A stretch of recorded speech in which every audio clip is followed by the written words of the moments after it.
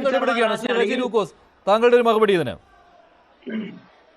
അല്ല, കേരളത്തിലെ മതേതര ഭാവത്തെ തകർത്തുകൊണ്ട് കേരളം നേടിയെടുത്ത നവോത്ഥാന നായകന്മാരായ അയ്യങ്കാളിയും സഹോദരനയ്യപ്പനും ശ്രീനാരായണഗുരുവും ഒക്കെ നേടിയെടുത്ത് നമ്മുടെ കാലങ്ങളായിട്ട് ലോകത്തിന് അഭിമാനമായ കേരളത്തിന്റെ മതേതര ഭാവത്തെ തകർത്ത് സംഘീവൽക്കരിക്കാനും അതുപോലെ കാവ്യവൽക്കരിക്കാനും ഹിന്ദുത്വ അജണ്ട അടിച്ചേൽപ്പിക്കാനും ഏത് അജരാക്കരല്ല ആര് ശ്രമിച്ചാലും കേരളത്തിന്റെ പുതിയ തലമുറ നേരിടും. ഒരു തർക്കമില്ല, പ്രത്യേകിച്ച് സർവകലാശാലയിൽ.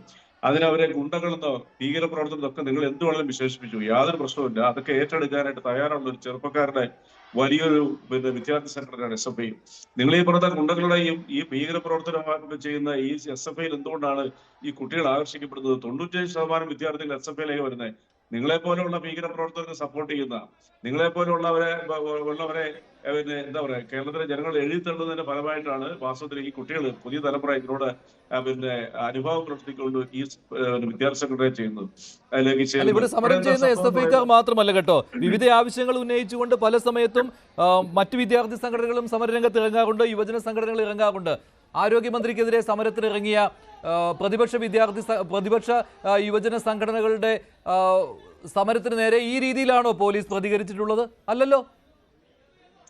ഇവിടെ സമരം നടത്തിയ യൂത്ത് കോൺഗ്രസ്സുകാർ കേരളത്തിലെ സ്വകാര്യ മേഖലയ്ക്ക് അടിയുറ വെച്ച് കേരളത്തിലെ ഗവൺമെന്റ് ആശുപത്രികളെ തകർക്കാനായിട്ട് ശ്രമിച്ചുകൊണ്ട് ഒരു ലോബിക്ക് വേണ്ടി ഒരു സമരം നടത്തിയ ഏതെങ്കിലും ഒരു വിദ്യാർത്ഥി അല്ലെങ്കിൽ യുവജന സംഘടന ലാത്തിചാർജിലൂടെ ബലപ്രയോഗത്തിലൂടെ കഴിഞ്ഞ ദിവസം നേരിട്ടൊരു വിഷയം ഒന്നും കാണിക്കാമോ?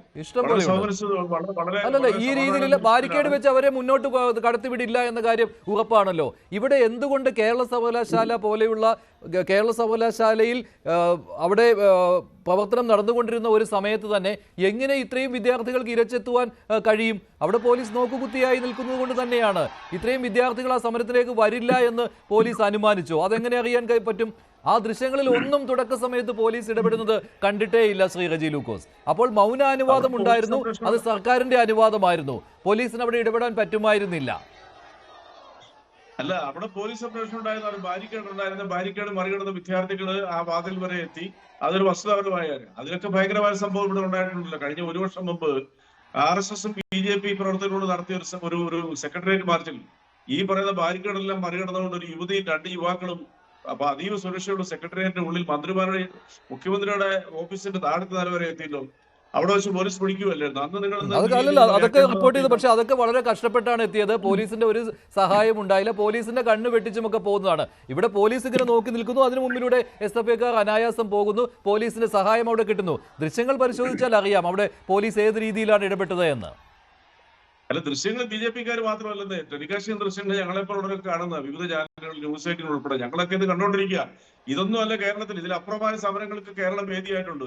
ഇവിടെ ഞാൻ പറഞ്ഞല്ലോ, ഒരു സർവകലാശാല എന്താ പറയാ, കേരളത്തിന്റെ വിദ്യാർത്ഥികളെ പോലും വഞ്ചിച്ചുകൊണ്ട് കേരളത്തിൽ എന്താ പറയാ RSS വർക്കുകൾ നടത്താൻ അജ്രേക്കർ ബീഹാറിൽ ശ്രമിച്ചു. ഏതാണ്ട് 18ഓളം യൂണിവേഴ്സിറ്റികളിൽ അതേ ഏൽപ്പിച്ചു. കാരണം അവിടെ ഭരിക്കുന്നത് പിന്നെ BJP കൂട്ടുകക്ഷി അതുപോലെ ഗോവയിൽ ഇദ്ദേഹം നടത്തിയതൊക്കെ ഇപ്പൊ പുറത്തു വന്നുകൊണ്ടിരിക്കും. ഇദ്ദേഹം മുഖ്യമന്ത്രിയായിട്ട് നടത്തിയ ശ്രമങ്ങളും അത് നടപ്പാകാൻ വന്നപ്പോഴത്തേക്ക് ഗവർണർ പദവിയിലേക്ക് മാറിയതൊക്കെ ഇവിടെ അറിയാം. അത് ബഹുമാനപ്പെട്ട ഗവർണർ പദവി എന്ന് പറയുന്നത് ഒരു ആലങ്കാര പദവി മാത്രമേ ഉള്ളൂ. അതായത് ഒരു അധികാരമില്ല. അധികാരം അദ്ദേഹത്തിന് എന്തെങ്കിലും പ്രയോഗിക്കുന്നുണ്ടെങ്കിൽ സംസ്ഥാന മന്ത്രിസഭയുടെ പിന്നെ മന്ത്രിസഭയുടെ നിർദ്ദേശം അനുസരിച്ച് മാത്രം പ്രവർത്തിക്കുന്ന ആളാണ്.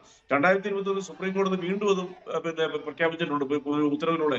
കഴിഞ്ഞ 4 മാസങ്ങൾക്ക് മുമ്പ് തമിഴ്നാട് ഗവർണറായിട്ടുള്ള വിഷയത്തിൽ സുപ്രീം കോടതി വീണ്ടും ആവർത്തിച്ചു. കൂടാതെ കണ്ട് ഇന്ത്യൻ ഭരണഘടനയിൽ വ്യക്തമായിട്ട് തന്നെ എഴുതിയിട്ടുണ്ട്, ഈ പദവി തന്നെ വേണമെങ്കിൽ എപ്പോഴും എപ്പോൾ വേണമെങ്കിലും ഇന്ത്യ പാർലമെന്റിന് തിരിച്ചെടുക്കാമെന്ന് പറഞ്ഞിട്ടുണ്ട്. പക്ഷേ നിലവിൽ ഗവർണർ എന്ന പദവിയുണ്ട്, ചാൻസലർ എന്ന പദവിയും സംസ്ഥാനത്തുണ്ട്. അതും ഇതുവരെ റദ്ദാക്കപ്പെട്ടിട്ടില്ല.